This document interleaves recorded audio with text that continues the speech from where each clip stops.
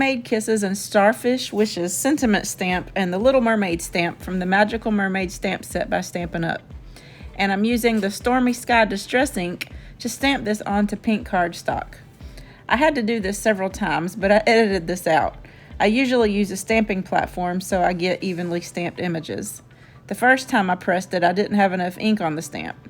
The second time I pressed too hard on the acrylic block, so I had outlines from both rubber stamps. The last time I stamped it, it turned out okay, even though I got a little speck below the mermaid. But I decided to use it anyway. And then I'll just cover that up with a pearl later on.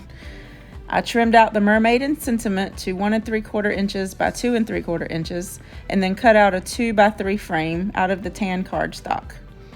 Now I wanted the seahorse to stand out a little bit, so I decided to take tea dye distress ink and paint on the edges using my aqua brush pen.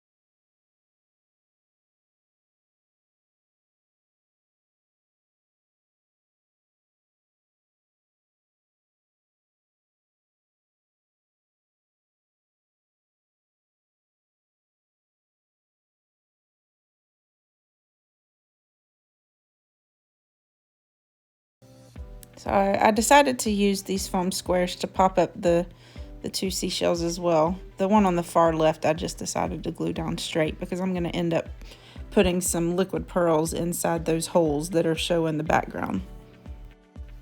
So I glued down the pearl to cover up that little speck, and now I'm adding some purple liquid pearls inside those holes, and I am using my Nuvo glue pen to attach this starfish embellishment in between those two white shells.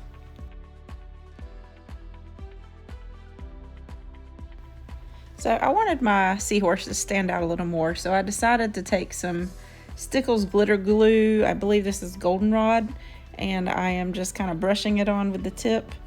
And I started out just putting a little bit on, and then I ended up coating the whole thing. But I like the way it stood out much better with the glitter glue on it, because I thought